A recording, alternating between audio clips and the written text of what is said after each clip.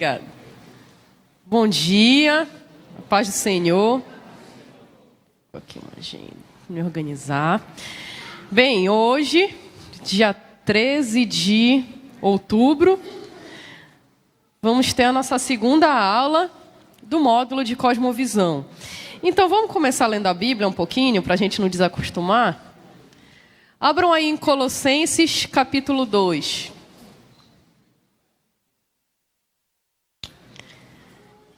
Colossenses, segundo capítulo.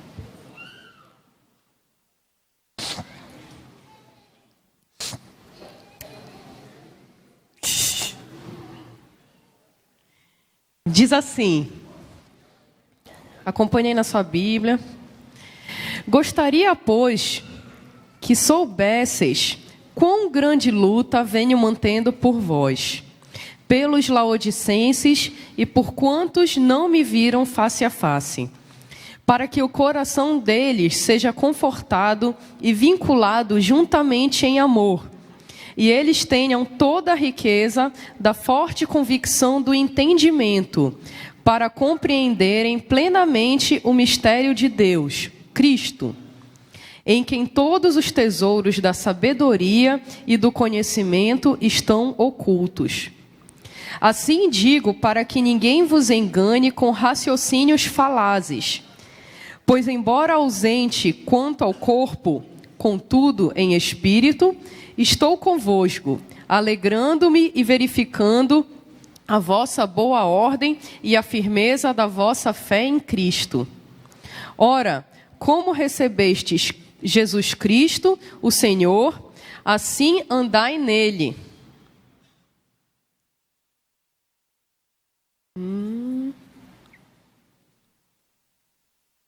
Nele radicados e edificados, e confirmados na fé, tal como fostes instruídos, crescendo em ações de graças. Cuidado que ninguém vos venha a enredar, a enganar, com sua filosofia e vãs sutilezas, conforme a tradição dos homens, conforme os rudimentos do mundo, e não segundo Cristo, porquanto nele habita corporalmente toda a plenitude da divindade. Olha só, esse texto é fantástico. Vou ler só o 10 também. Também nele estáis aperfeiçoados. Ele é a cabeça de todo o principado e potestade. Então, olha só. Eu acho fantástico esse texto de Colossenses e tem tudo a ver com a nossa aula, com a nossa disciplina. Porque reparem o que ele fala aqui, né? Que toda sabedoria, todo conhecimento, ele está em quê? Aqui ainda não é teologia, é interpretação de texto. Em Cristo.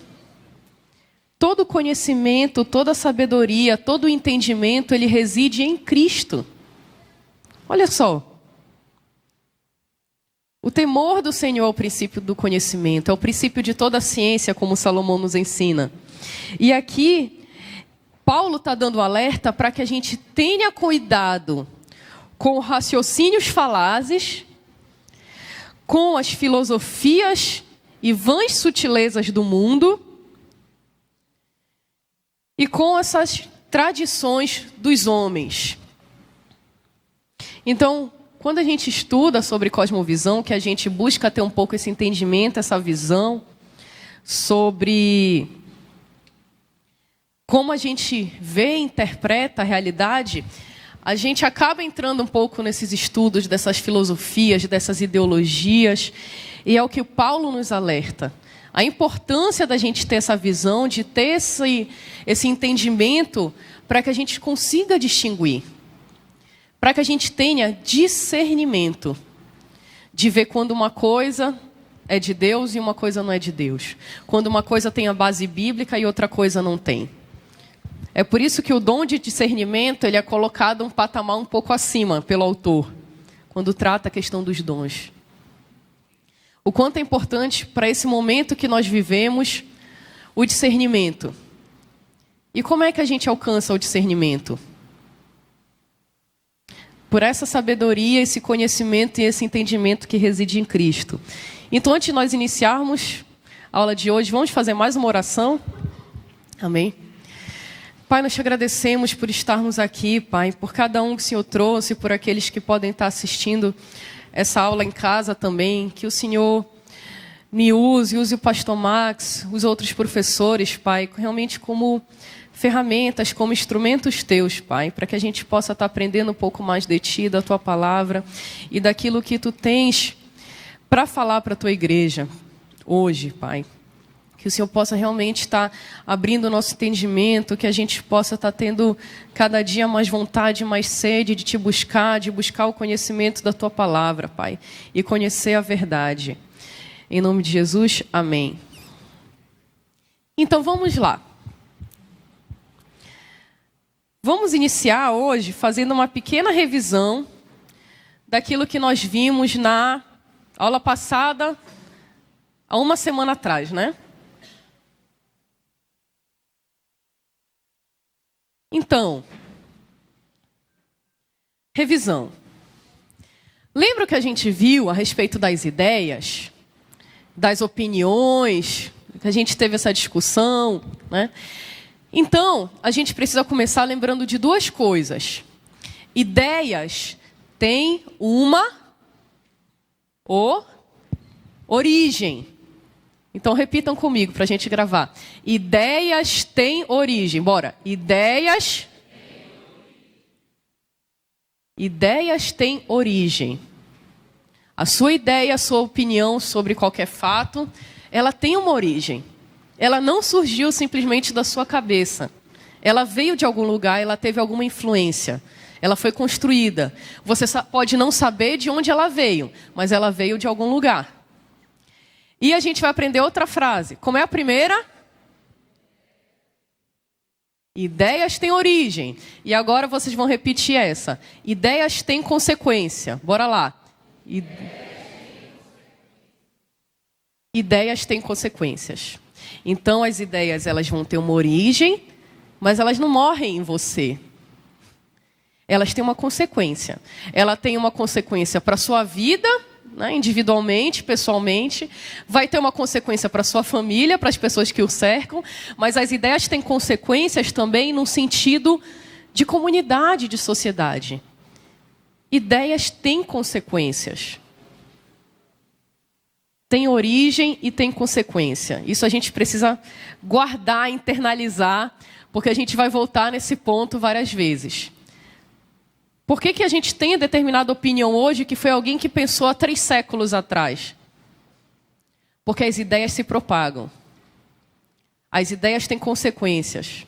Elas atravessam os séculos, elas cruzam os mares, elas viajam pela internet. Então a gente discutiu um pouco isso, mas é um assunto que vai, acho que até o final do curso. E se vocês estão lembrando, na semana passada a gente também fez um rápido teste de sondagem. Vocês se lembram? Quem estava aqui deve lembrar. A gente fez um teste de sondagem, que é um teste muito curtinho, não é um teste muito profundo, né? Depois eu vou passar para vocês, vou trazer aqui o link de outros testes que são melhores do que esse, que você pode fazer em casa.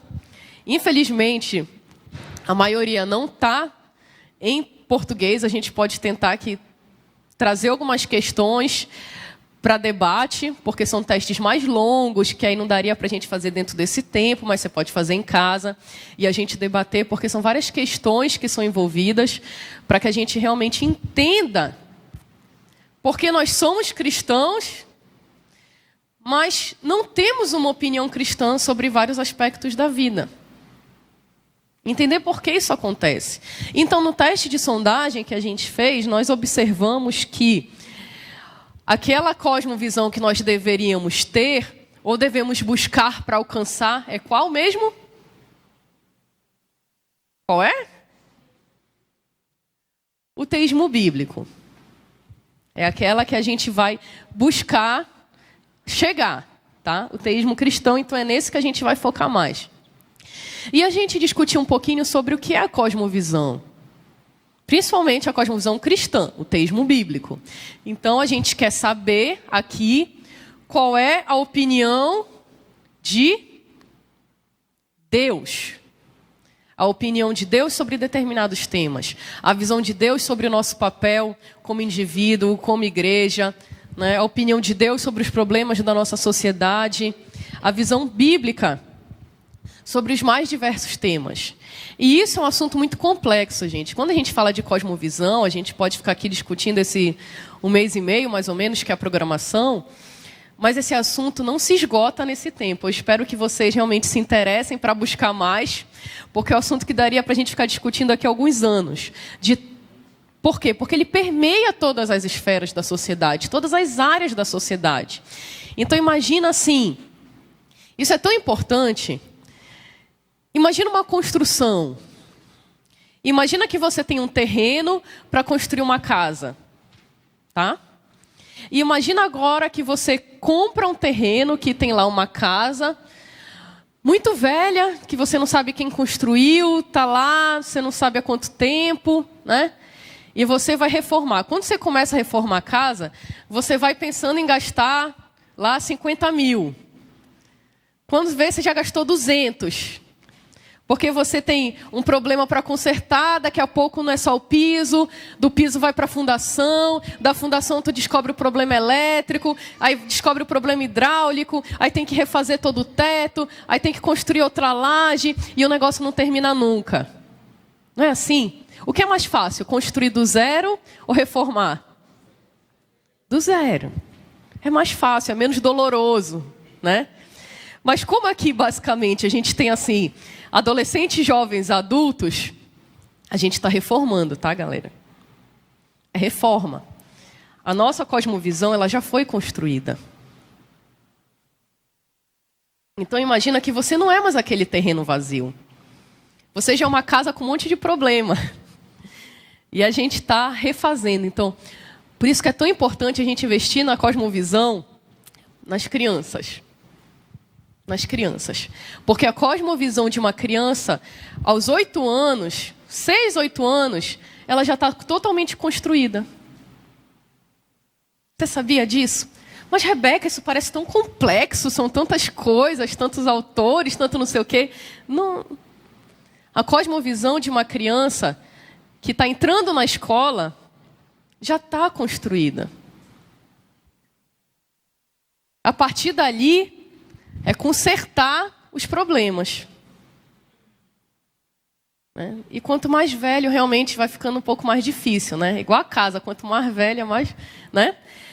Por quê? Porque a gente já pensa daquela forma. É muito difícil a gente mudar o nosso pensamento depois. Então, a gente tem que ter um coração muito tratável para conseguir mudar a opinião de algumas coisas. Então, você que está me ouvindo, que é adolescente, é mais fácil você mudar agora do que adulto. Então, vamos lá. É um grande desafio para todos nós, né? Ah, tá. Então, vamos avançando. Opa, pulou, volta. A gente viu isso daqui também. Isso também é legal vocês guardarem, tem na apostila, de como as ideias se propagam. A gente também discutiu isso. Como é que as ideias surgem normalmente? Lá em cima, intelectuais. Nos filósofos, nos grandes pensadores, nos sociólogos, né? E aí essas ideias vão se propagando como? Os trovadores são os artistas, depois chegam aos profissionais, alcançam o nível de lei, né? De governo, até chegarem à sociedade em geral. Então, quando a gente vê várias questões que vão para serem votadas, projeto de lei que vão bater no Supremo e tudo mais, aquilo já está rodando, aquela ideia já está presente há muito tempo. Há muito tempo. Então, a fase, digamos, mais fácil para ela ser combatida, perdemos. Ela passou. E aí é correr atrás do prejuízo e tentar refazer as coisas. E é um processo mais difícil. E aí, olha só, vamos revisar também. Cosmovisão, ou visão de vida, visão de mundo, o que é? É uma estrutura, bora ler junto. Cosmovisão, ou visão de vida, é ou conjunto de crenças fundamentais pelas quais enxergamos o mundo, nossa vocação e o futuro nele. Elas orientam e dão significado à vida. Então, olha a importância do negócio. É a maneira como você enxerga o mundo. É a maneira como você vai responder às questões da vida. A sua vocação, o seu papel nisso tudo, o seu futuro. Ela dá significado, dá sentido à vida. E vamos entrando na aula de hoje, né? Cosmovisão e transformação de sociedade. Então, temos muitos temas para serem discutidos aqui, mas, apesar disso, não se inibam, né? Se quiserem perguntar ou comentar alguma coisa, como foi na aula passada. Hoje tem um pouquinho mais de tempo, né? Porque a gente não tem a ceia. Então, se vocês tiverem questionamentos, façam, né? Opiniões, porque é um assunto que levanta muitos questionamentos realmente. Então, a história transformadora. Primeira pergunta, que foi feita já na semana passada. Deus está no controle da história? Quem acha que sim? Agora todo mundo já acha que sim, né? Tá.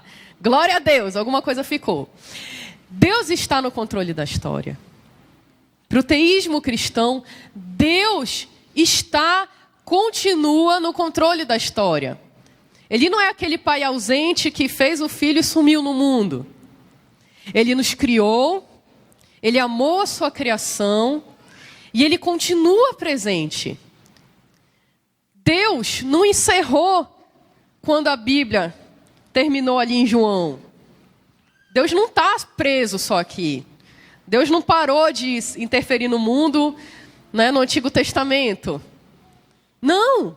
Deus continua presente na história. Deus continua intervindo na história. Preocupado com a história. Ele nunca saiu do controle. Lembra do sonho lá de Nabucodonosor? Da estátua? Que representava os reinos. O reino que vinha depois do outro reino e tal, tal, tal. E aquela grande pedra que vem e destrói a estátua. É uma das principais lições do livro de Daniel. Deus está no controle da história. Deus não perde esse controle. Às vezes a gente acha que esse embate entre o bem e o mal, entre Deus e Satanás, está assim, em nível de igualdade, né? As forças do mal e Deus. E não é isso. Deus, Satanás. Não é o mesmo nível o negócio. Mas então qual é o nosso papel nisso tudo? Nós temos um papel nessa história?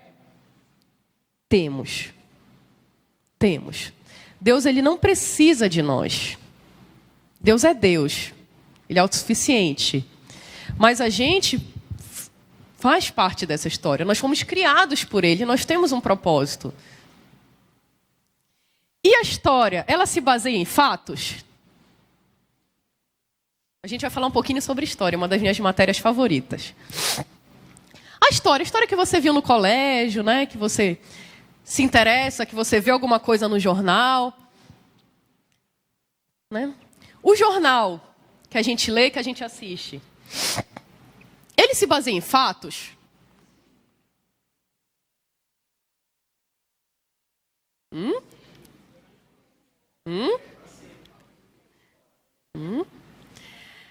O livro de história lá da escola, ele se baseia em fatos?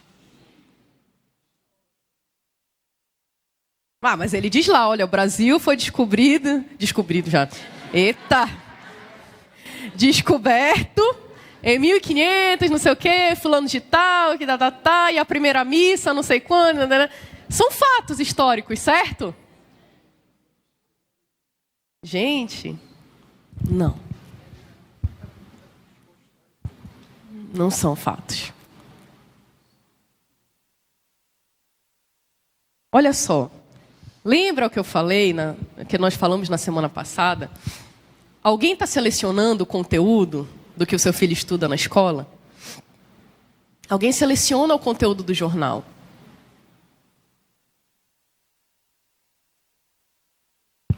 Quando a gente fala em fatos, a gente não discute. A gente discute. Eu vi um filósofo que ele disse assim, que eu estava vendo um tempo desse. Existem 3 tipos de mentira. Ele não é cristão, né? Tá, gente? Ele não é... Mas ele diz, eu achei interessante, ele diz, existem 3 tipos de mentira. A mentira comum, a mentira deslavada e a estatística.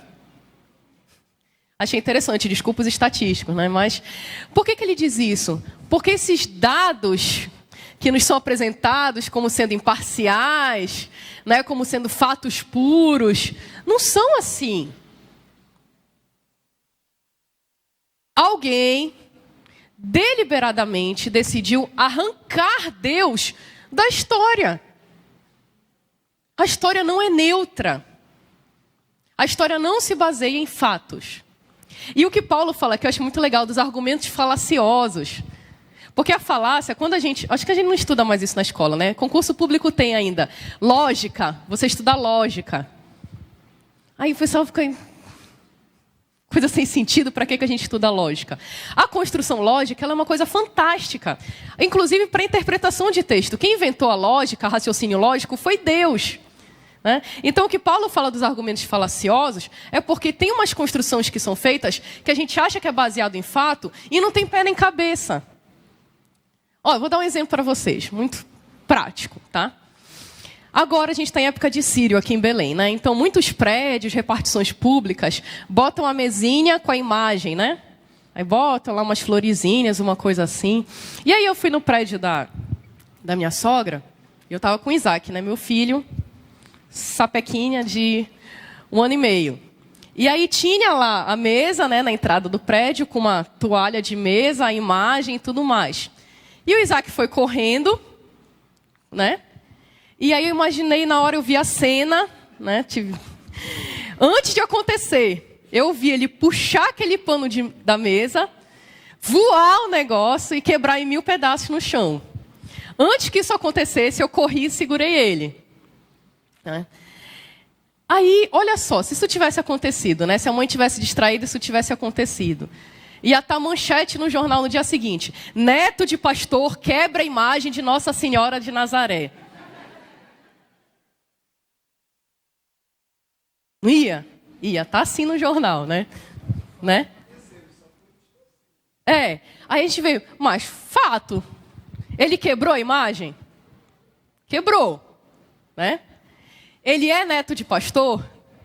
É. Então a gente pensa, então é fato, né? É verdade. Não! Isso é uma construção, não, essa construção não é lógica, é falácia. Porque o fato dele ser neto de pastor não tem nada a ver com o fato dele ter quebrado a imagem. Tô certa? Tem nada a ver. Podia ser uma imagem, podia ser um vaso de cristal, podia ser, sei lá, ele ia quebrar do mesmo jeito. Não foi o fato dele ser neto de pastor que fez ele quebrar a imagem. É porque ele é uma criança que viu oportunidade de aprontar. Foi, puxou e quebrou. Então entende isso.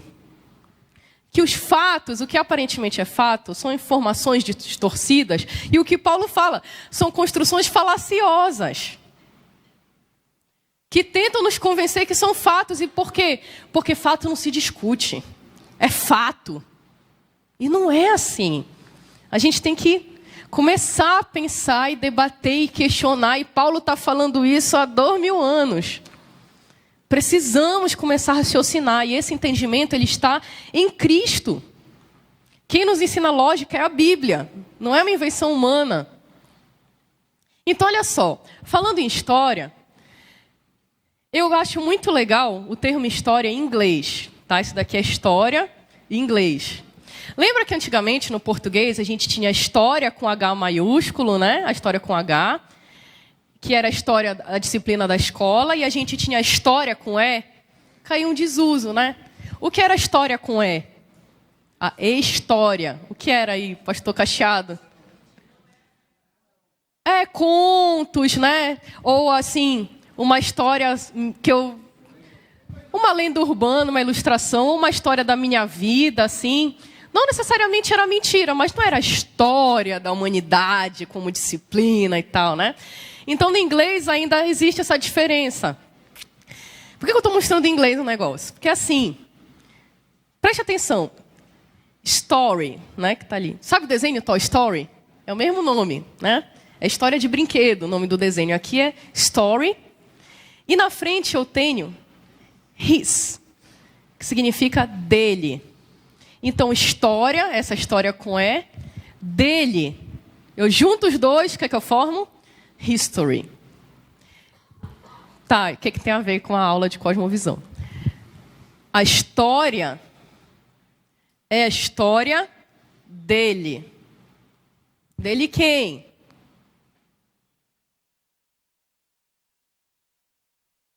Deus. Deus.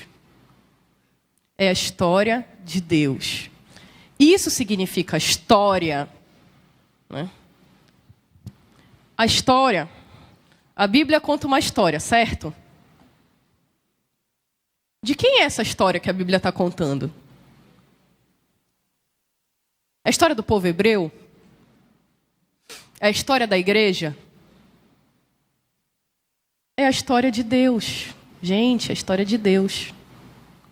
Deus decidiu se revelar aqui. Ele decidiu fazer isso. A história que a gente vive, que o mundo vive, não é a história da humanidade. Quem ensinou isso foram os humanistas. Não é a história do Ocidente, a história do Brasil, a história da Rebeca. A história é a história de Deus. É a história de Deus. A minha história, da minha família, do meu filho, meu marido, meus netos, não é a minha história. É a história de Deus. E qual é o seu papel nessa história? Porque a história não é sobre nós.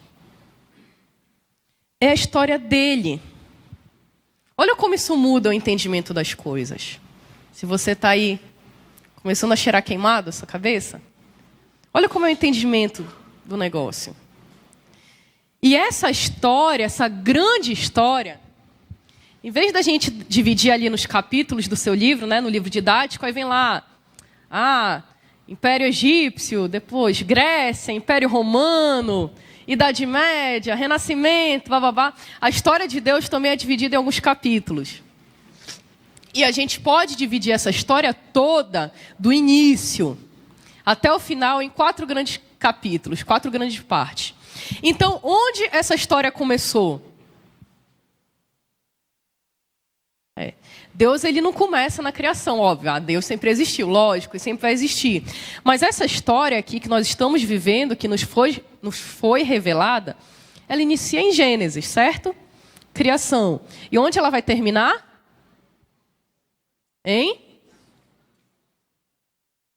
Na consumação aí. Aí você diz, Apocalipse. Então já acabou. Porque Apocalipse está aqui. Não, porque ele ainda não foi totalmente encerrado. Em que tempo nós estamos vivendo hoje? Qual o tempo que a gente está vivendo dentro dessa... Então imagina uma grande linha do tempo que iniciou em Gênesis 1, tá? Veio. Vai terminar lá no final de Apocalipse. Em que momento nós estamos?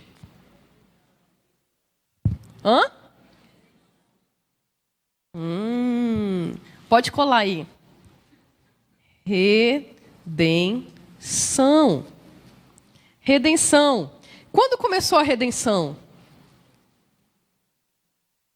Quando começou a redenção?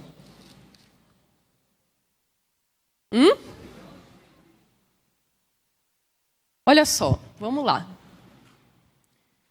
A criação, ela inicia onde? Gênesis, o quê? Bora lá. Gênesis, qual capítulo, qual versículo? 1. Abra aí sua Bíblia em Gênesis 1. Fique com a Bíblia abertinha. A criação começa em Gênesis 1, tá? Primeira etapa. Onde ela termina? Colhe aí na sua Bíblia. Quero o capítulo e versículo onde termina. O primeiro capítulo da Bíblia. A primeira parte da história de Deus. Bora botar assim. Onde termina a primeira parte? Bora, livro, capítulo e versículo. Onde? Oi? Opa! Saiu a resposta certa. Gênesis 2, 25. Então, nós temos a história de Deus dividida em 4 partes. E aí a gente entra na história da humanidade também, porque a história da humanidade está aqui. A criação, parte 1, inicia Gênesis 1, 1 e termina em Gênesis 2, 25. Temos 2 capítulos da Bíblia falando sobre a criação. O que são esses 2 capítulos? A gente tem livros super legais dedicados só a isso. Como era o mundo durante essa primeira etapa? Vamos lá. É a criação. Nesse momento, saiu a palavra que eu queria. Perfeito. Tinha pecado? Não. Tinha morte? Como era a vida nesse mundo? Aí a gente fica conjecturando, né? Como era essa relação com os animais, que um animal não comia o outro, que a gente não era carnívoro, né? Que as coisas eram perfeitas, que não havia dor no parto, que não havia espinhos, que não havia trabalho. Mentira, havia trabalho, tá? Não havia dor, não havia sofrimento, não havia doença, não havia perfeito. Deus criou tudo lindo, perfeito, maravilhoso. Aí entra Gênesis 3, 1. Começa assim. Mas a serpente... Aí o negócio o quê? Desanda.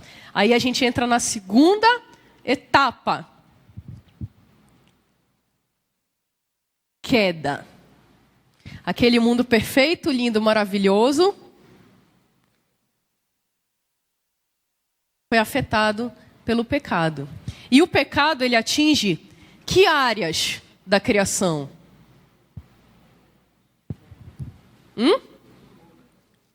Todas as áreas. A gente vê aqui a descrição, né? Todas as áreas.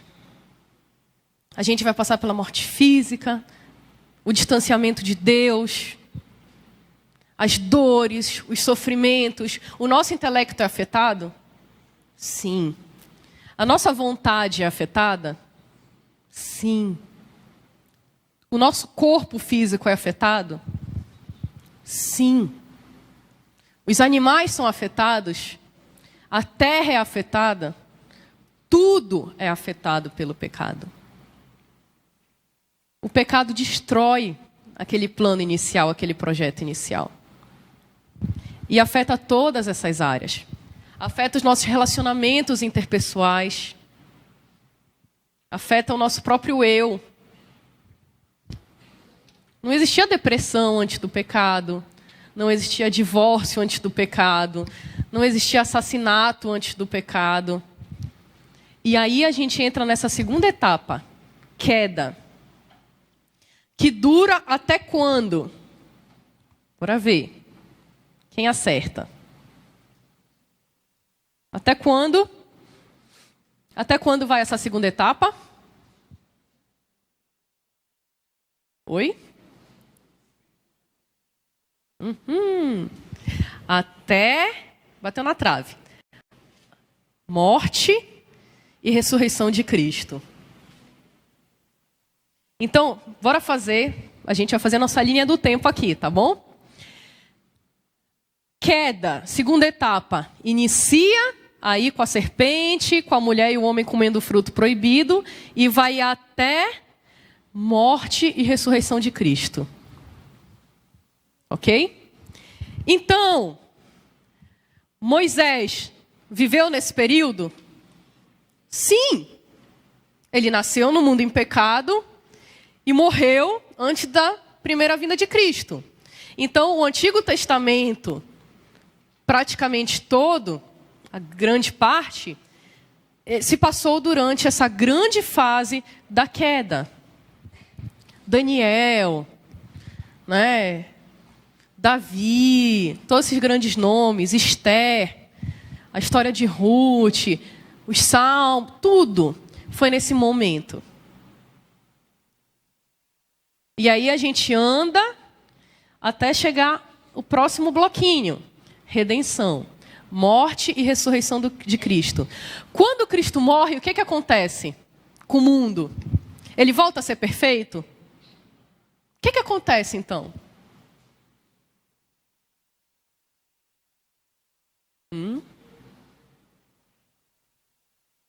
Essa pergunta é difícil. O que acontece quando Cristo morre? Qual foi o objetivo da morte de Cristo?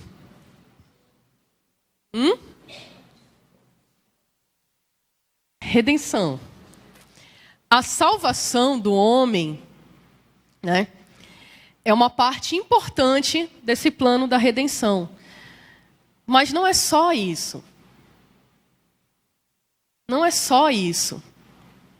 Porque Deus, ele se importa com toda a sua criação. Então, essa redenção, lembra que a gente descreveu rapidamente as áreas que a queda, que o pecado alcança da criação perfeita de Deus? Então, quando a gente fala em redenção por Cristo, a gente está falando nessas áreas também. Deus se importa com a sua criação. Não é simplesmente a salvação, né? Claro que é uma parte importantíssima a salvação, a nossa salvação, podemos chegar a Cristo, né? A salvação pela fé em Cristo, que é a base e o fundamento da fé cristã. Se não há salvação em Cristo, não há cristianismo. Então a redenção, essa grande fase inicia naquele momento, tá? Em Cristo foram redimidas todas as coisas. E avança. Ok? E a redenção vai até o quarto ponto da consumação. Então a redenção, ela iniciou ali na ressurreição de Cristo. E ela vai caminhando até quando? Até a segunda volta dele. Até a consumação. Então, nós vivemos em que momento? Nesse momento, redenção. A gente está nesse momento da grande linha histórica, tá bom? Da grande linha do tempo. Os discípulos estavam em que momento?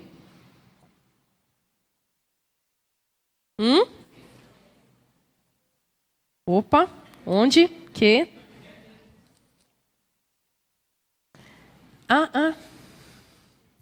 Olha só, os discípulos, quando nasceram, o mundo estava ainda na fase da queda, eles pegaram essa virada, né? Eles presenciaram ali a morte e a ressurreição de Cristo. Eles estavam presentes naquele momento. Então a igreja, quando a igreja realmente surge, redenção. Lembra? Dia de Pentecostes, tudo mais. Então a igreja surge nesse momento, porque a igreja, ela faz parte do plano de Deus desse momento da redenção. A igreja tem o seu papel nesse momento da redenção de todas as coisas. A gente tem um papel nessa história. Ok? Então, tá, Rebeca, que capítulo? Imagina assim, Atos, né, que é um dos livros mais importantes aí do Novo Testamento, que conta a história da igreja. Atos, né, que foca muito em Paulo, principalmente, em Pedro, nos discípulos, ele termina no capítulo 28, né? Vai até o capítulo 28. Eu e você somos do capítulo 29 para frente. Então imagina que a história da igreja, ela não terminou em Atos 28. Ela continuou. A gente ainda vive a história da igreja. O que falariam nos próximos capítulos de Atos? Aí falaria da igreja durante o Império Romano, a igreja na Idade Média, ia falar da escolástica, ia falar da reforma protestante, ia falar dos movimentos de avivamento, ia falar, né, de nós. Porque essa história que a Bíblia conta em Atos é a história da igreja, é a nossa história.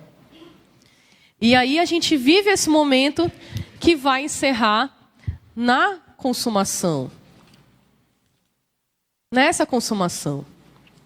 Então, eu e você, nós fazemos parte dessa grande história. Nós estamos inseridos nessa história, que é a história de Deus. E nós temos um papel. Precisamos enxergar isso para entender o nosso lugar nessa grande história. Amém? Vocês estão conseguindo acompanhar o raciocínio? Então, quando a gente ouvir falar de história, pensem logo nessa história. Então, pensando desse jeito, nessa linha do tempo que a gente construiu brevemente, eu posso ter uma história sem Deus? Não faz o menor sentido. Porque se você perguntar essas coisas para um historiador, por exemplo, tá, mas quando é que a história vai terminar? Ele não sabe te dizer, porque ele não sabe o futuro. Mas o futuro já está aqui, foi escrito por Deus. Então, tudo que a humanidade passa e passou, já está no plano de Deus. Deus não perde o controle da história. Então, a gente tem que tentar enxergar os fatos com esse olhar. O que é que esse acontecimento tem a ver com essa grande história? Qual é a relação dele? Então, uma das estratégias... Assim, a gente tem que começar, aquele ditado, dar nome aos bois. Né? Digamos, por exemplo, a parte do aconselhamento, quem trabalha nesse processo, seja um psicólogo, seja quem vai na área da libertação, não sei o quê. Ok, vamos começar a dar o nome certo para as coisas. Pecado. Pecado. Quando a gente muda uma linguagem, a gente começa a dar outros nomes para as coisas, a gente está mudando a mentalidade, está mudando a cosmovisão. Vamos dar os nomes certos. Pecado. Então vamos tentar enxergar a história, os fatos, com esse olhar. O problema da violência em Belém, qual o motivo? É porque tem pouco policial. Gente, não é esse o motivo. Se a gente não entender o motivo das coisas, a gente nunca vai chegar nas soluções. Esse é o problema da violência em Belém? Então, com o olhar de Deus, com o olhar da Bíblia, qual é o problema? Qual é a origem do problema? E aí a gente vai... Pecado, obrigada, já começaram a usar a linguagem certa. E aí a gente vai ver, ok, então... a origem disso, buscar as raízes disso, para conseguir tratar o problema. Então, vamos lá avançando, que é muita coisa para hoje. Então, a cosmovisão e o seu impacto. Bora ler esse textozinho. Cosmovisão é o compromisso, a orientação fundamental do coração, que pode ser expresso em uma história ou em conjunto de pressupostos, suposições que podem ser verdadeiras em parte ou em todo falsas, que mantemos de forma consciente, subconsciente, consistente ou inconsistente, sobre a constituição básica da realidade e que fornece o fundamento sobre o qual vivemos, nos movemos e existimos. Olha só, essa frase é complexa, é muito grande. Eu vou ler sem os parênteses primeiro. Cosmovisão é o compromisso, a orientação fundamental do coração, que pode ser expresso em uma história ou em conjunto de pressupostos que mantemos sobre a constituição básica da realidade e que fornece um fundamento sobre o qual vivemos, nos movemos e existimos. Então, por parte, bora lá. A cosmovisão é orientação do coração. Quando eu digo coração, eu estou aqui me referindo também à mente. Coração e mente como uma coisa só, tá? É essa orientação da mente, que pode ser expressa em uma história ou em um conjunto de pressupostos. Essa história pode ser verdadeira ou não. Lembra que a gente falou disso um pouco na semana passada? Essa sua visão, essa história que você conta, todos nós contamos uma história. Aqueles 4 momentos da história de Deus, a gente costuma chamar de metanarrativa cristã. Todos têm uma metanarrativa. Toda a sociedade, todo indivíduo. Pode ser verdadeiro em parte, ou completamente falso. Mas você tem uma. E aí o que ele diz aqui? Pode ser consciente ou não, mas ela existe. Você pode nem saber que você pensa dessa forma, ou que o seu pensamento se baseia naquela cosmovisão. Mas não é porque você não sabe que ele não existe. Ele existe. Você pode desconhecer a origem, mas não anula o fato dele existir. E ele pode ser consistente ou inconsistente. E desde já vou adiantar para você que a única cosmovisão consistente é a bíblica. Ah, Rebeca, mas isso é tão radical de falar. Tem tantas opções, tantas... Não tem, gente. Pensa comigo. Não sou relativista. E a Bíblia e Deus não são relativistas. Existem quantas verdades? Uma verdade. Se eu tenho uma verdade, todo o resto é o quê? Mentira. Né? Raciocínio lógico, bora lá. Eu tenho uma verdade. Se eu tenho uma verdade, todo o resto é não verdade. É mentira. Tá? Então, a única construção consistente é a verdade. Fora da verdade eu tenho o quê? Inconsistência, incoerência. Então, olha só que coisa louca. Eu e você, nós temos em nossas mãos a verdade. Não é uma verdade, é a verdade. O mundo tem esse entendimento? Não. Então você já está 2 passos à frente de qualquer pessoa lá fora. Porque você tem a verdade. Então, de repente, alguma coisa que você ouve lá fora, você não sabe debater, você não sabe argumentar. Mas isso é culpa sua, porque a verdade está aqui. Você já tem a verdade. Você já está na tua mão a verdade. Cristo é a verdade. Todo o entendimento vem dele. Todo o conhecimento vem dele. Então, se você não sabe a resposta para determinado questionamento, é porque você ainda não entendeu, você ainda não buscou. Mas ele existe, ele está lá. Essa é a verdade. Então, esse é o fundamento sobre o qual vivemos, nos movemos e existimos. Por que ele diz isso? Porque essa sua cosmovisão, ela vai determinar o seu comportamento, vai determinar as suas atitudes, vai determinar as suas respostas para todos os questionamentos da vida. Isso é uma coisa muito complexa. Vamos lá. Olha só. Esse gráficozinho que está aí na apostila de vocês. A nossa cosmovisão determina nosso comportamento, valores e decisões. Então imagina assim, que a sua cosmovisão, que também pode ser chamado do seu sistema de crenças, ele é essa parte mais profunda do indivíduo. Depois a gente tem uma segunda camada que são os seus valores. Então olha só, bora entender devagar. A cosmovisão, os valores. Por exemplo, certo e errado. Eu acho errado mentir? Mentir é errado?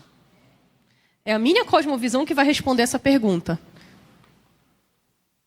Cosmovisão cristã, teísta, bíblica.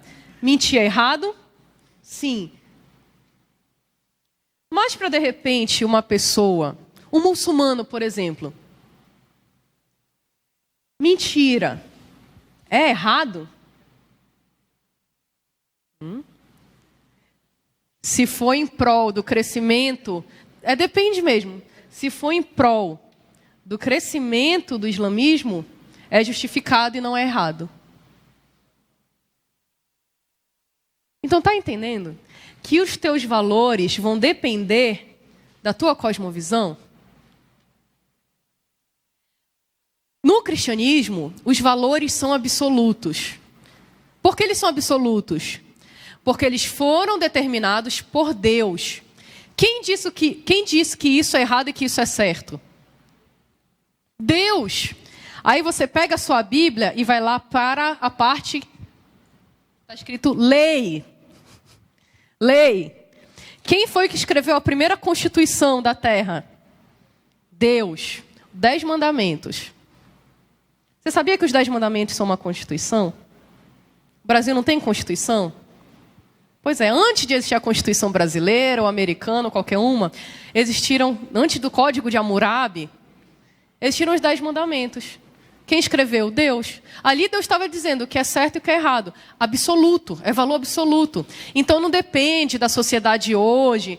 Porque o mundo evoluiu, porque não sei o que mudou. Não. Valores absolutos.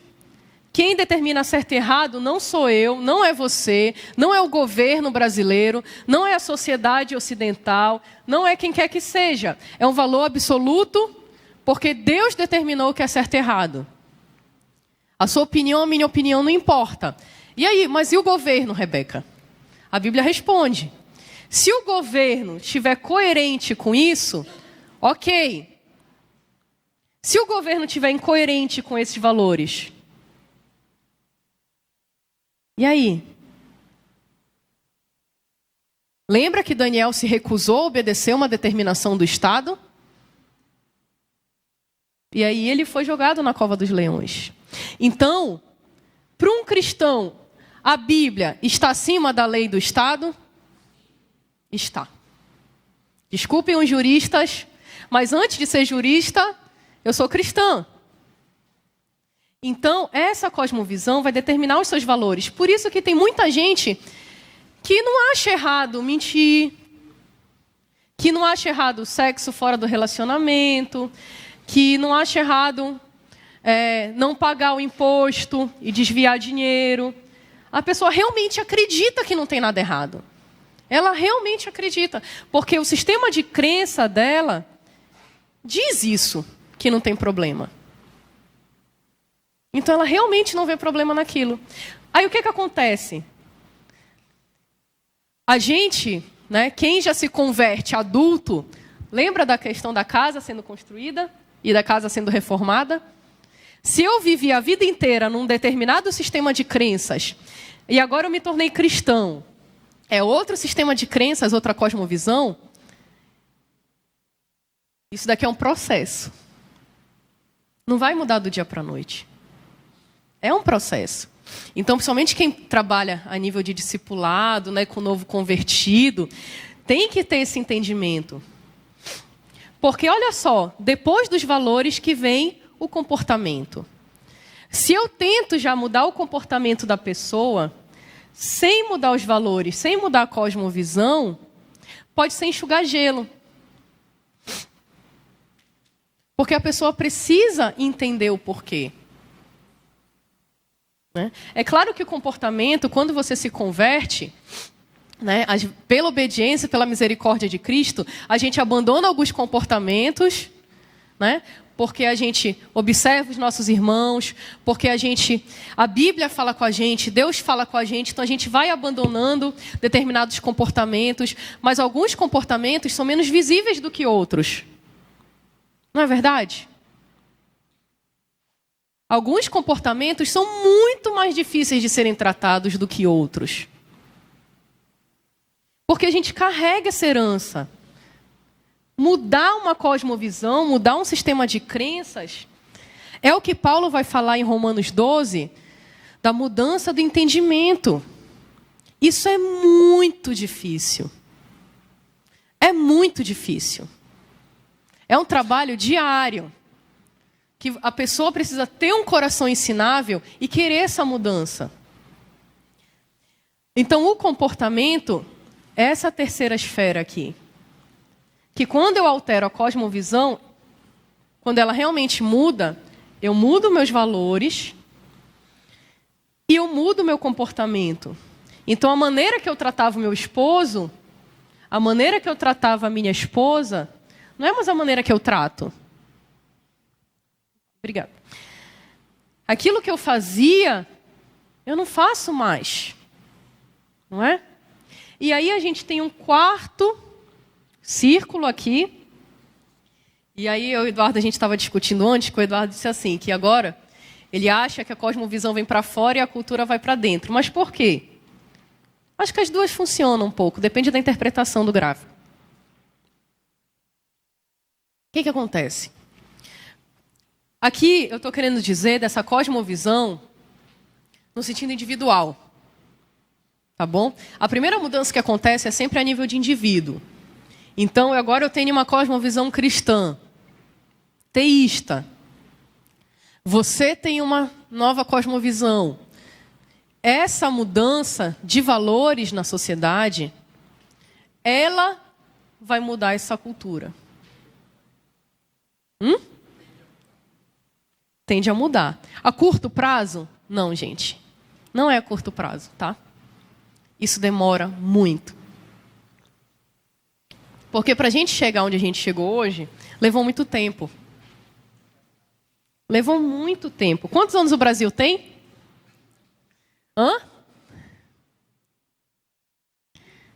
Mais de 500. Eu parei de contar quando fez 500. 519, não sei. Mas antes do Brasil existir, nos livros de história, a gente foi colonizado por alguém. Nós não fomos colônia. Esse país que colonizou a gente trouxe o seu sistema de crenças de lá, que misturou com o sistema de crenças do povo que tinha aqui. O povo que tinha aqui tinha um sistema de crenças cristão, uma cosmovisão cristã, e o povo que veio de lá, que colonizou a gente, tinha uma cosmovisão cristã? Tinha ou não tinha? Opa! Rebeca, estudei lá jesuítas, catequese.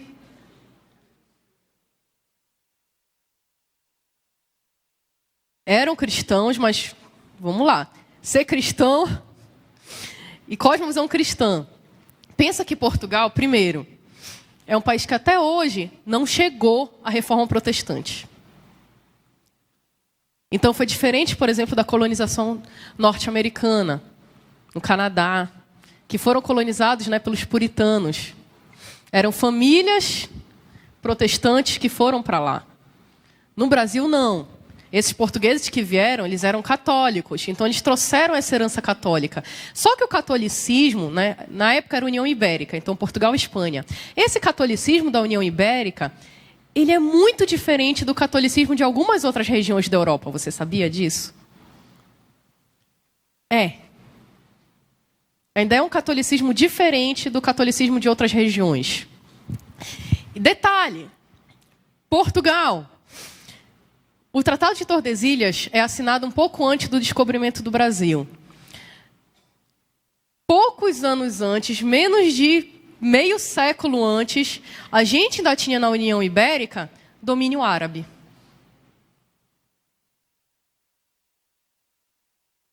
Você sabia disso? Olha a importância da história. Império Turco-Otomano. Império Árabe. Foi maior que o Império Romano. Você sabia disso?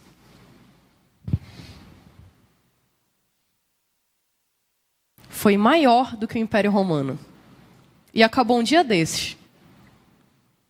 Pode procurar. Joga no Google depois, quando chegar em casa.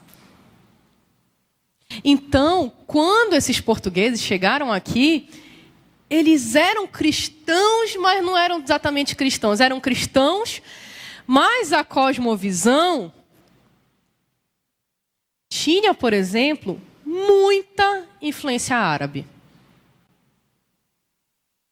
Um exemplo dessa influência do mundo árabe, nessa cosmovisão portuguesa que nós compramos, Machismo. O machismo. O brasileiro, a grosso modo, é machista? É. Quer ver outra falácia? Exemplo aqui. A Bíblia é contra o machismo, então eu vou ser feminista.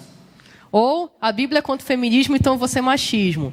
Esse tipo de exclusão Você colocar entre duas ideias, falácia. A Bíblia não é feminista, mas também não é machista. Então, esse machismo na sociedade que a gente tem, e que era e é ainda presente na sociedade portuguesa, vem de um determinado sistema de crenças, que não é uma cosmovisão cristã. Então, entende que quando a gente tem a construção dos povos, essa cultura, né, que a gente está falando aqui, essa construção leva muito tempo. E são muitas influências. No Brasil, a gente ainda teve depois também os negros, que trouxeram sua cultura, que trouxeram sua religião para cá. Então, são várias influências. Ok? Então, quando a gente tem essa construção de uma determinada cultura, a gente precisa entender essa cosmovisão e esse sistema de crenças, né, que está por trás disso. A gente precisa entender o porquê. A gente não pode tratar o outro como idiota. De achar que o outro faz aquilo porque ele é burro. Porque ele é idiota. Como é que ele não enxerga que não é desse jeito, que é desse jeito? Como é que pode? É isso daqui. Não é porque aquele grupo é menos inteligente que outro grupo. Não é isso. É o sistema de crenças dele. É a cosmovisão dele. Então, isso é importante a gente entender. Então, essa cosmovisão determina comportamento, determina valores e decisões. Por isso que é tão importante, tão relevante discutir isso. Cosmovisão bíblica é uma visão abrangente do mundo baseada na verdade revelada de Deus. A Bíblia, que orienta sua vida no mundo. Ok? Como as ideias se propagam? Olha só, se você se lembra daquele esqueminha que a gente apresentou, né? No início da aula de hoje, de revisão. Então, olha só. Existem 3 maneiras dessas ideias se propagarem. Tá? Isso daqui eu adiantei para a gente voltar. Quando eu falo verticalmente, lembra daquele gráficozinho? Inicia lá nos intelectuais, depois vai para os artistas, se tornam leis. Isso é o que a gente fala de uma ideia sendo propagada verticalmente. Tá? Como eu mostrei ali. Que é relatado em Mateus. Cristo fala sobre isso. Então, é a maneira das ideias penetrarem nas culturas. É dessa forma. Mas tem 2 formas também. Uma delas que também é relatada na Bíblia, horizontalmente, geograficamente. Esse evangelismo, né, que a gente associa a missões, também faz parte. Ele é um tipo de propagação horizontal. Né? Então, você sair de um país, daqui, para ir ser missionário em outro lugar, né? Para ir para um determinado local, o que Paulo, por exemplo, trabalhou também. Paulo, eu digo que trabalhou em 2 dessas esferas, né? Ele trabalhou verticalmente e horizontalmente. Então, Paulo, ele era um missionário desse tipo também que se deslocava. Ele fazia as viagens missionárias, pegava o barco, ia para aquela cidade, ia para outra. Então, bem, é um tipo de propagação de ideias. No sentido geográfico. Ok? Como aconteceram no descobrimento. A era dos descobrimentos, descobrimento da América, gente, é isso daqui. Era evangelismo. Por que que os caras chegaram na América? Os espanhóis, os portugueses. Pode ler as cartas, os documentos da época. Era interesse econômico? Mas isso está no teu livro de história? Que era interesse econômico? Atrás de matéria-prima, né? Sempre aquele negócio, é a mesma coisa. Matéria-prima, mão de obra e, qual era? E mercado consumidor. Pronto, tu aprendeu isso, tu responde qualquer coisa em história. Né? Não, gente! Se tu pega os documentos oficiais, tu vai ler o que esses caras se autodenominavam missionários, que estavam indo para alcançar e levar o evangelho a essas populações distantes que não conheciam a Cristo. O cara escreve isso. Ele diz isso. Está vendo como a gente pensa sempre pelo determinismo econômico? Então, isso é o modo de propagação das ideias. Né? A gente vê os países do norte fazendo isso em determinados momentos também da história. Né? Os países da Grã-Bretanha enviando missionários para várias regiões do mundo. E aí a gente tem também um terceiro aspecto que é pelo tempo, multigeracionalmente. Então, se você e eu, a gente tem a ordem de Cristo, lá o ID. Lembra? Lembra do ID? Todo mundo sabe de qual, né? Da ideia de propagar o evangelho. Uma das maneiras mais eficientes, aliás, é a mais eficiente, de propagação do evangelho é essa daqui. Multigeracionalmente. Como eu faço isso? Filhos. Você é papai, você é mamãe. Multigeracionalmente. Como é que a palavra de Deus, antes de Moisés, né, pegar ali a palavra, dar a lei ao povo, todo aquele negócio, como é que a lei ela era transmitida? Oralmente. De que forma? Pai para os filhos. Exatamente. Exatamente. E aí está o sentido da educação. Porque a ordem de educar as crianças foi dada à escola, à igreja, ao pastor, ao sacerdote, aos levitas, aos pais. É a maneira mais eficiente, de longe, galera, de se propagar o evangelho, de consolidar uma cosmovisão, é dentro da família. Né? Ontem, por exemplo, né, no campus, a gente estava lá comemorando o Dia das Crianças. E aí, a tentativa, né, nossa de fazer atividades dos pais junto com os filhos. Né? O pai fica lá do lado do filho na oficina da pipa. Os pais estarem brincando lá, pintando vasos juntos, estarem nas brincadeiras juntos. Por que a gente tenta incentivar esse tipo de programação? Porque, gente, a gente pode ter a melhor igreja de todos os tempos aqui. Super investimentos e uma série de coisas. Mas se eu não tenho esse tipo de propagação de ideias, esse tipo de evangelho, muito dificilmente vou ter sucesso como igreja. Então entenda, as ideias, elas passam de pai para filho. Desde o ventre, desde bebezinho. Porque é ali naquele ambiente que a criança vai aprender sobre cosmovisão cristã.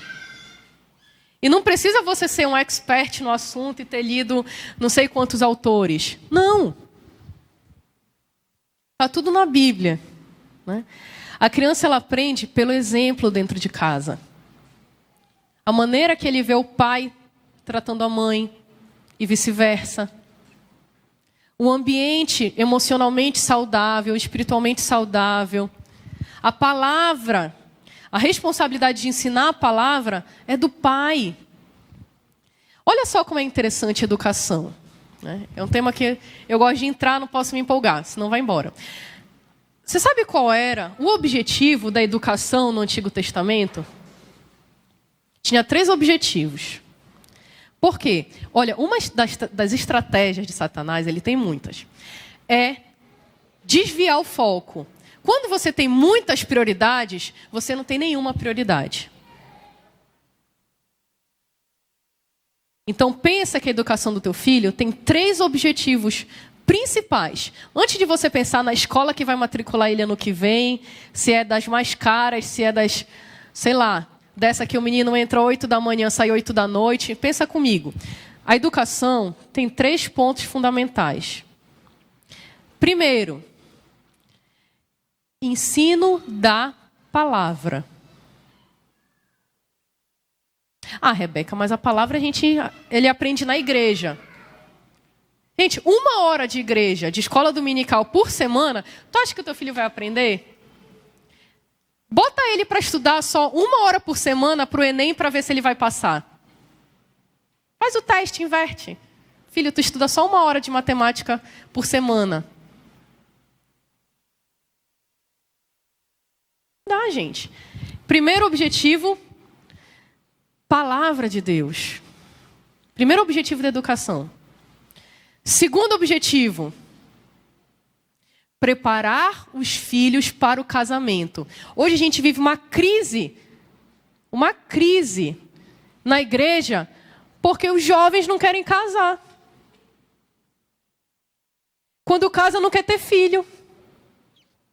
Adianta eu ficar preocupada com missionário na Indonésia? Adianta eu ficar preocupada discutindo aqui lei e governo, se a gente não vai ter criança na igreja?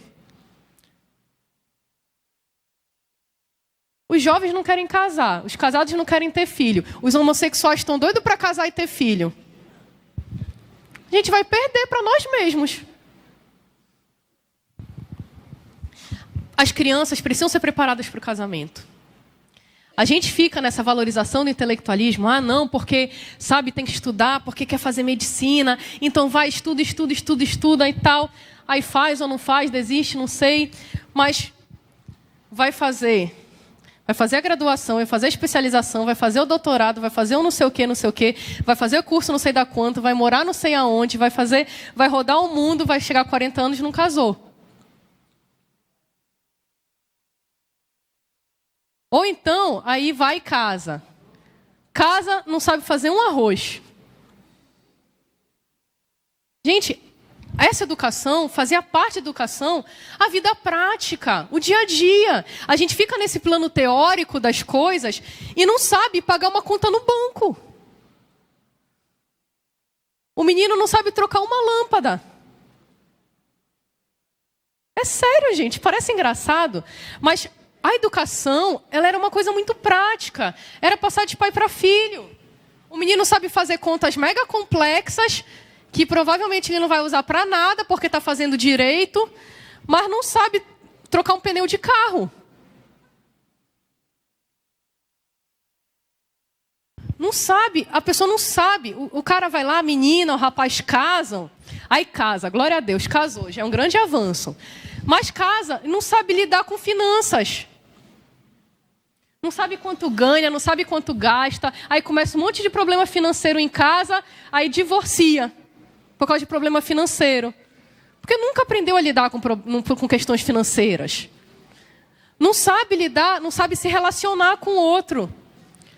Porque não aprendeu. A gente acha que isso tudo a pessoa vai aprender do dia para a noite. Eu ouvia isso, porque quando se torna mãe, você, vem aquele instinto materno e de repente você sabe educar uma criança dessa. Gente, não é assim. Né, Isaac? Não é assim. As crianças precisam ser ensinadas. Precisam ser educadas. E aí o terceiro objetivo da educação cristã.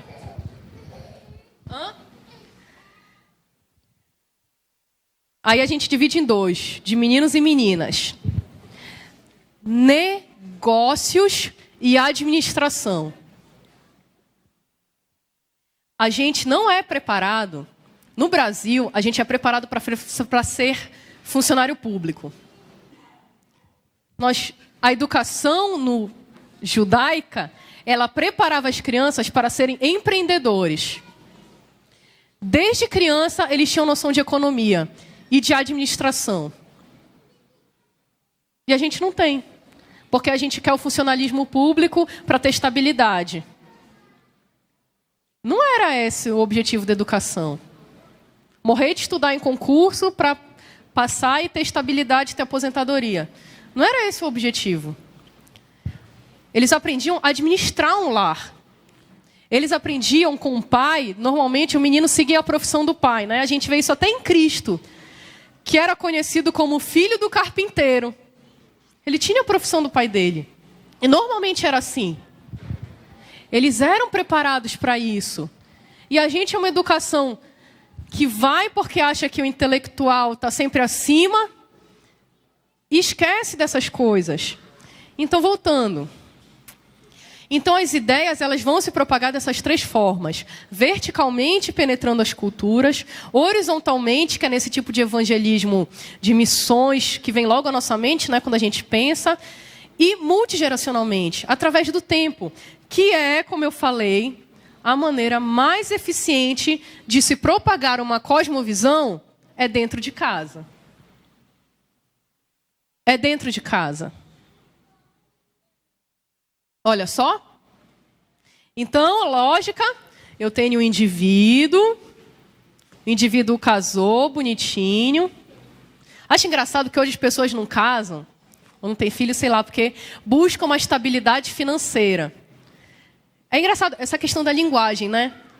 Até agora eu não sei o que é essa estabilidade financeira que o mundo diz.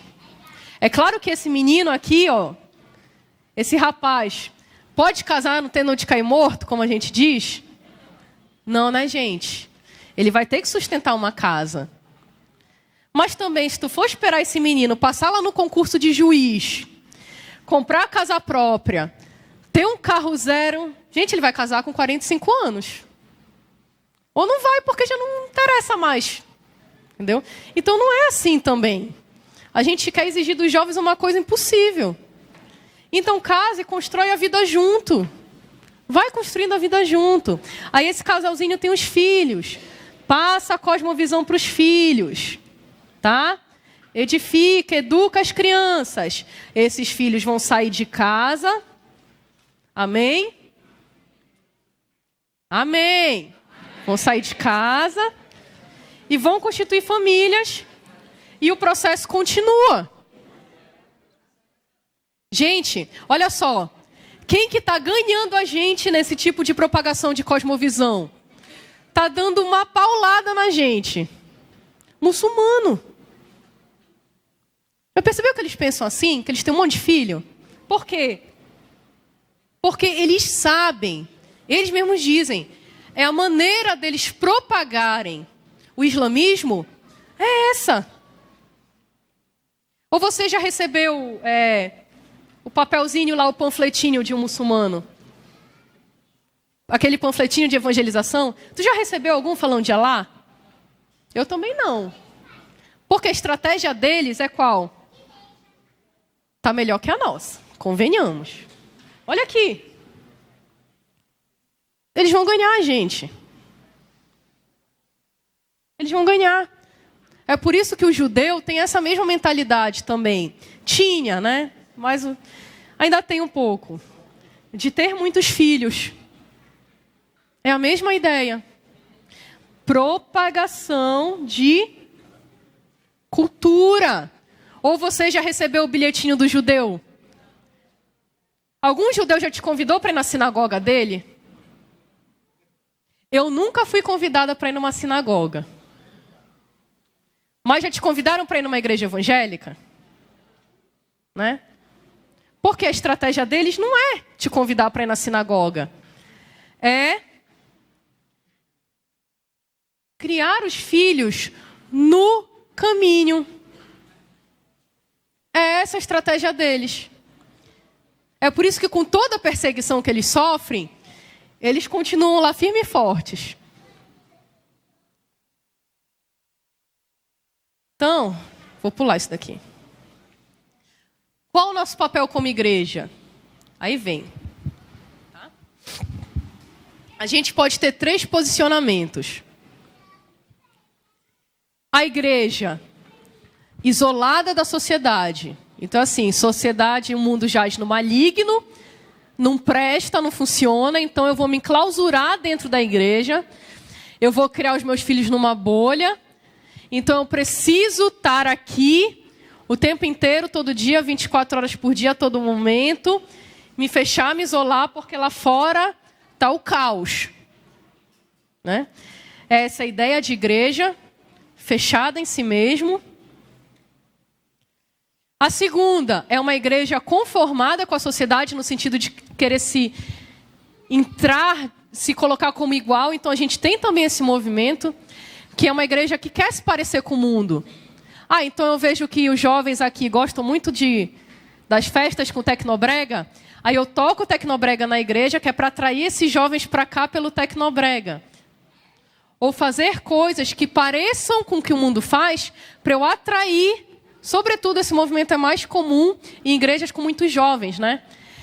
Para atrair esses jovens, eu tento copiar as programações, o estilo musical, ou coisas assim do mundo. Então, eu não posso usar... Aí você diz, Rebeca, mas aí é mais fácil atrair as pessoas pela palavra, realmente, ou por um testemunho, né? E aí a gente cai nesse risco, nesse perigo, de querer se parecer com o mundo e ser igual ao mundo. E esse não é também o objetivo da igreja. Não é nem se isolar da sociedade e nem entrar nela e se parecer com ela. A igreja consistente, ela busca impactar a sociedade. Ela não se isola da sociedade nem fica igual a ela. Mas ela busca sair dos muros do prédio, sair daqui e alcançar essa sociedade. Então Deus está muito preocupado, não é com o domingo, é com a segunda-feira. Porque a gente sentado aqui, vocês olhando para mim, é muito fácil ser cristão aqui dentro. Difícil é ser cristão lá fora, na escola, no trabalho, na faculdade, com os vizinhos. Isso que é difícil. Não é? Então a igreja ela tem que buscar impactar, transformar a sociedade, levar o evangelho de Cristo e mudar essas pessoas que estão lá fora. Esse é o papel da igreja. Esse é o nosso papel como cristão. A gente precisa fazer isso, mas a gente tem que tomar cuidado. A gente precisa tomar cuidado, por exemplo, os nossos filhos. O seu filho, criança, pequenininho, de 8 anos, ele tem condições de realmente evangelizar e impactar o professor dele lá na escola? Não. É por isso que a ideologia de gênero, a gente conversou ontem, né, isso no retiro, sobre ideologia de gênero, ela busca alcançar as crianças. Porque a criança, nessa idade, consegue alcançar esse nível de discussão para debater ideologia de gênero? Não. Então os caras são covardes. Eles não vão procurar discutir com você. Porque você tem a palavra e leva a palavra e bate neles.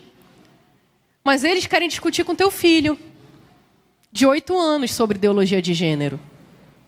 Porque eles são covardes. Eles querem conversar com teu filho que está lá no Fundamental 2.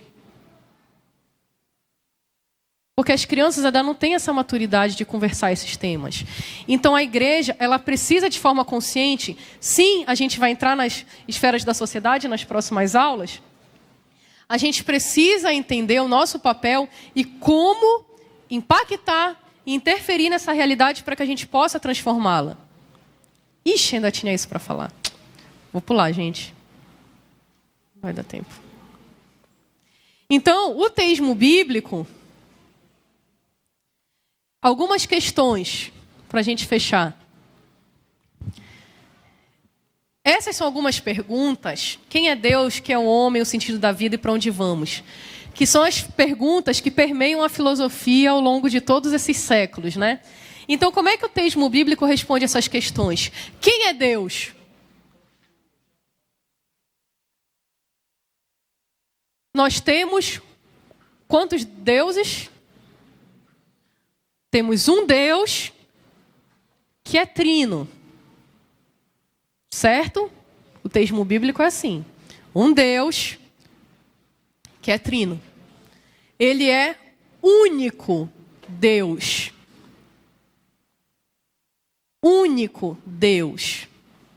Essa é uma verdade, gente, que precisa estar incrustada, assim, dentro do coração e da mente das crianças, Tu pode perguntar isso todo dia para o teu filho. A criança ela aprende bem com a repetição.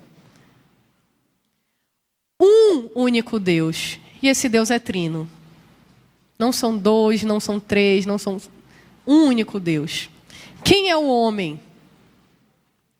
O homem foi criado à imagem e semelhança de Deus. É aí que mora o valor e a dignidade do homem. Não é porque o homem é bonzinho. O homem não é bonzinho, nós não somos bonzinhos. Nós somos imagem e semelhança de Deus. E é isso que nos dá valor. Eu só tenho valor porque eu tenho o Espírito Santo? Eu tenho valor porque eu fui criado à imagem e semelhança de Deus. E aí não importa o sexo, não importa a cor, não importa nada. Todos têm valor. Qual o sentido da vida? Isso é difícil. Qual o sentido da vida?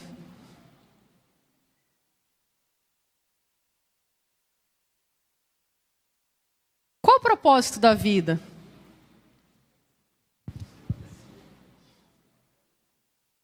Tem aquela música que eu gosto muito, que o louvor de vezes canta o grupo. Porque dele, por ele e para ele... Se eu tivesse uma voz legal, eu cantava, que eu acho lindo. Mas não dá. Porque dele, por ele e para ele são todas as coisas. Esse é o sentido da vida. Ele não reside em mim. Se eu buscar o sentido da vida dentro de mim mesma, eu vou me frustrar. Eu não vou alcançar. O sentido da vida está nele.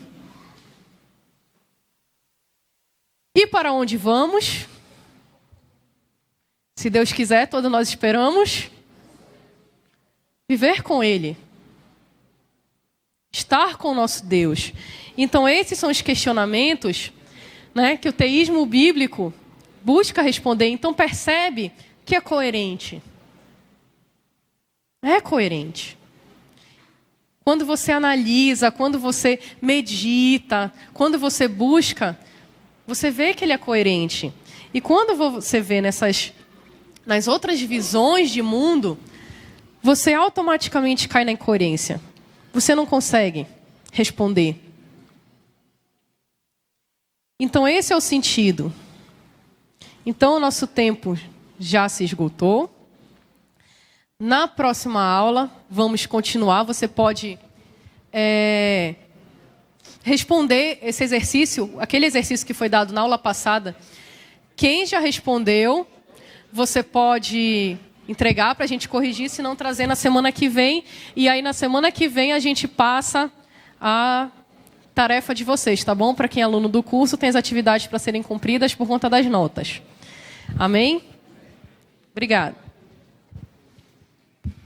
Glória a Deus. Isso. Ok, a Rebeca está falando o seguinte: se alguém tem pergunta, você prepare, no domingo que vem você passa para ela, tá? Ou então, mande... Espera aí, então... ela disse para... Ela está na prontidão aqui. Não, acabei de receber aqui o feedback e estamos prontos para perguntas. Ainda temos um tempinho. Então, alguém tem alguma pergunta, questionamento, uma opinião? Aí? Tem outro microfone aí, Levi? Que eu não posso sair daqui. Estou amarrada. Alguém? Ai. Levante o braço, por favor. Aqui, pastor Felipe. Essa o pastor Cachado responde. Não, essa aqui Não é uma pergunta, é só uma colocação. O sentido da vida é a eternidade e a felicidade conjugadas. Onde está o sentido da vida? Você só consegue eternidade e felicidade conjugadas em Deus. Então é só para a gente separar um pouquinho. Esse é o sentido. A vida não tem nenhuma possibilidade sem eternidade. Ela é medíocre, e sem felicidade ela é totalmente pobre, né? Mas tudo isso a gente acha e só acha em Deus, né? Então era só para fazer essa pequena diferença e complementar. Essa ideia da felicidade aqui, é algo interessante. Não tem pode mais passar um, lá pro... Milton. Porque assim, Deus quer a nossa felicidade? Claro. Só que a felicidade, ela é uma consequência. Olha só. Se eu quero ser feliz. E hoje a gente vê as pessoas fazendo um monte de coisa, indo contra a palavra de Deus, indo pela sua própria vontade, que é uma vontade corruptível, pecaminosa, lembra? A nossa vontade não foi afetada pela queda, para justificar a sua felicidade. Eu vou fazer isso porque se eu fizer eu vou ser feliz.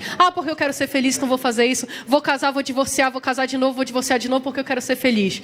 Quando a gente busca a felicidade, a gente não encontra. A felicidade ela é uma consequência de uma vida em obediência a Deus. Quando a gente conhece a Deus e busca obedecer a Deus, olha só na Bíblia, a gente pode estar numa prisão, a gente pode estar na cova dos leões, a gente pode estar e a gente tem a felicidade. Porque essa felicidade reside em Deus e na obediência a Deus. Tem uma réplica. Tem réplica? Não. Uma réplica. Talvez por isso a gente precisa entender qual o verdadeiro sentido e significado da felicidade. Bíblico. Ok? Então, o que é felicidade? Deixa eu fazer uma pergunta. Quem quer ser feliz aqui, pessoal? Posso fazer a segunda pergunta? Por que você não é? Se você quer ser, porque você não é. Ok? Pegadinha, fechado? pegadinha. E por que você não é? Porque você não é amplamente feliz? Porque você não é totalmente feliz? Porque o conceito de felicidade bíblico é ausência de pecado. Entenderam? É por isso que o homem foi criado à imagem e semelhança de Deus, ausente de pecado. Com o pecado, nós perdemos a felicidade. Regenerados, nós tornamos a ser felizes, só que nós não seremos completamente felizes, 100% felizes aqui, infelizmente. Por quê? Porque o pecado, ele está impregnado onde? Na nossa carne. Você está entendendo como Deus é maravilhoso, a regeneração é completa? Porque um dia nós receberemos um corpo incorruptível e voltaremos a ser imagem e semelhança de Deus e experimentaremos algo que a gente só tem reflexo, só tem um pouquinho. Quanto mais santidade, quanto mais afastamento do mundo, quanto mais a gente obedece a Deus, quanto mais a gente é fiel a Deus, mais a gente é feliz. Mas a felicidade plena, absoluta, ela virá no momento em que nós estaremos face a face com o Senhor, com um corpo incorruptível. Esse é o nosso objetivo, morar com o Senhor eternamente. Não, para Newton. Milton. Milton, pastor dos jovens, paz do Senhor. Solteiro. Calma, quase. Quase! Quase, Amém, quase. glória a Deus. Porque senão complica o meio campo, né? Não para. Bom, cosmovisão era um assunto que eu não conhecia. Talvez era uma coisa até que eu já vivenciava, eu percebia, me identifiquei muito com esse modo de ver a vida cristã. E aí eu conheci mais próximo assim, essa visão aqui na igreja, que eu comecei a ver muito. Então foi uma das coisas, inclusive, que me chamou muito a atenção na igreja e me ajudou no processo de vir para cá. Foi justamente essa linha de visão. E eu não conhecia muito, então eu queria saber, não sei também se você conhece, sabe a respeito, porque eu não vejo muito isso em outras igrejas, não é uma visão muito difundida. É um modo de ver, né, que é o modo bíblico. Então, eu queria saber como é que isso, se existe alguma estatística das igrejas, se elas estão trabalhando isso, porque de repente não está sendo disseminado isso nas outras igrejas, assim. Assim, na igreja, de modo geral, porque parece que é um conhecimento pouco difundido, e eu acho muito interessante, e nós, em nome de Jesus, seremos diferença. Na verdade, de um tempo para cá, começou a aparecer, começou a se alastrar um pouco o tema de cosmovisão entre algumas igrejas. Mas eu vou lhe dizer que normalmente, a gente não vê esse tipo de movimento em determinadas denominações. Normalmente, a gente não vê muito isso em igrejas de ramificação pentecostal, neopentecostal. E, principalmente para o norte do Brasil, a gente não vê muita coisa. Isso chegou não, porque já existe há muito tempo, né? Mas no Brasil isso começou a ser mais debatido tem pouco tempo, realmente. Tanto que grande parte dos materiais ainda a gente vê, se procurar na internet, ainda muita coisa em inglês e tudo mais, a gente já encontra livros, produções, palestras no YouTube que falam já desses temas de cosmovisão. Mas realmente na nossa realidade aqui realmente é pouco difundido. São temas pouco difundidos, embora já tenham há muito tempo. Eduardo. Posso ajudar? Pode. Na verdade, assim, Milton, existe um movimento é que eu estou com o Dudu aqui, está acomodado aqui. Existe um movimento em nível mundial hoje que é chamado por alguns teólogos de quarta onda missionária. Então, boa parte desses livros de cosmovisão que são produzidos estão dentro dessa visão de quarta onda missionária. Lembrando que a última onda missionária criou aqueles conceitos de janela 1040, povos não alcançados. E essa quarta onda missionária tem discutido justamente isso, porque nós criamos uma cultura do gnosticismo cristão. Ou seja, o que é o gnosticismo cristão? Isso é engraçado que quando você vai estudar a história da igreja, isso é um movimento pendular e um movimento cíclico. Porque já se discutia esse gnosticismo cristão lá pelo século III, século IV, que era justamente o próprio movimento monástico, isso, de criar monastérios. Tá bom, pastor Cachado. O próprio movimento monástico foi exatamente isso, ou seja, se você quer servir a Deus, você tem que se isolar do mundo. Então, a partir do século IV, século V, e toda a Idade Média, se você queria servir a Deus, você tinha que ser separado do mundo, você tinha que seguir a carreira... para te olhar para o Tá difícil eu falar, porque é todo mundo apontando. É para olhar para lá? Ei, pessoal que está na internet, Deus abençoe todo mundo. Mas, enfim... O problema é que eu estou falando com o Milton e tenho que olhar para lá, mas tudo bem, é um exercício que a gente faz. Depois tu assiste lá, né? Quem não conhece, tem lá no link da Assembleia de Deus Primeiro Amor, tem lá os curso bereano. Mas existia um movimento durante muito tempo, voltando ao raciocínio, de você servir a Deus, você tinha que se isolar do mundo. Então você tinha que ou ser padre, ou você tinha que ir para um monastério. A Reforma Protestante quebrou isso. A Reforma Protestante com Martinho Lutero, depois João Calvino, John Wesley, quebrou isso. E passou a discutir justamente isso, que o cristão ele tem que impactar a sociedade em todas as esferas de influência. Mas, curiosamente, as igrejas evangélicas, no século XX, passou por um novo momento gnóstico. Ou seja, se você quer servir a Deus, você tem que ser pastor.